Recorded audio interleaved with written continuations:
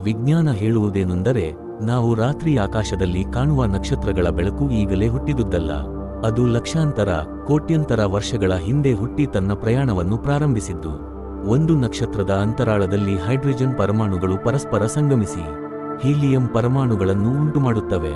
ಈ ಸಂಯೋಜನೆಯ ಸಮಯದಲ್ಲಿ ಅಪಾರ ಶಕ್ತಿಯ ಜೊತೆಗೆ ಫೋಟಾನ್ಗಳು, ಅಂದರೆ ಬೆಳಕಿನ ಕಣಗಳು, ಹುಟ್ಟುತ್ತವೆ. ಆ ಫೋಟಾನ್ ಒಂದು ನಕ್ಷತ್ರದ ಗರ್ಭದಲ್ಲಿ ನಿರಂತರ ಅಣುಗಳ ನಡುವೆ ತಾಕಿ ತಿರುಗಾಡುತ್ತದೆ. ಕಾರಣ ಅದು ನಕ್ಷತ್ರದಿಂದ ಹೊರಬರಲು ಸಹ ಸಾವಿರಾರು ವರ್ಷಗಳನ್ನು ತೆಗೆದುಕೊಳ್ಳಬಹುದು. ನಂತರ ಅದು ಅಂತರಿಕ್ಷದ ಖಾಲಿ ವಿಸ್ತಾರದಲ್ಲಿ ಸೆಕೆಂಡ್ಗೆ 3 ಲಕ್ಷ ಕಿಲೋಮೀಟರ್ ವೇಗದಲ್ಲಿ ಸಂಚರಿಸುತ್ತದೆ. ಕೆಲವು ಫೋಟಾನ್ಗಳು ಕೇವಲ ಕೆಲವು ವರ್ಷಗಳಲ್ಲಿ ನಮಗೆ ತಲುಪುತ್ತವೆ, ಆದರೆ ಕೆಲವು ಲಕ್ಷಾಂತರ ಪ್ರಕಾಶ ವರ್ಷಗಳನ್ನು ದಾಟಿ ಇಂದು ನಮ್ಮ ಕಣ್ಣುಗಳಿಗೆ ಬರುತ್ತವೆ. ಹೀಗಾಗಿ ನಾವು ಒಂದು ನಕ್ಷತ್ರವನ್ನು ನೋಡುವಾಗ ಅದು ಈಗಿನ ಸ್ಥಿತಿಯಲ್ಲಿರುವುದಿಲ್ಲ, ಅದು ಲಕ್ಷಾಂತರ ವರ್ಷಗಳ ಹಿಂದಿನ ಸ್ಥಿತಿಯಲ್ಲಿರುತ್ತದೆ. ಈ ಕಾರಣದಿಂದ ಆಕಾಶವನ್ನು ನೋಡುವುದೇ ಒಂದು ಟೈಮ್ ಟ್ರಾವೆಲ್ ಮಾಡುವಂತಾಗಿದೆ.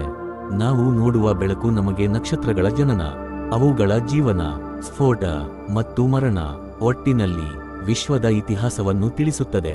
ನಾವು ಕಾಣುವ ಪ್ರತಿಯೊಂದು ಕಿರಣವೂ ವಿಶ್ವದ ಭೂತಕಾಲದ ಸಾಕ್ಷಿಯಾಗಿದೆ. ಆದ್ದರಿಂದ ನಕ್ಷತ್ರಗಳ ಬೆಳಕನ್ನು ನೋಡುವುದು ಅಂದರೆ ವಿಶ್ವದ ಕಥೆಯನ್ನು ಕೋಟ್ಯಂತರ ವರ್ಷಗಳಿಂದ ಸಾಗುತ್ತಿರುವ ಒಂದು ವೈಜ್ಞಾನಿಕ ಪಯಣವನ್ನು ಅನುಭವಿಸಿದಂತೆ ಆಗಿದೆ.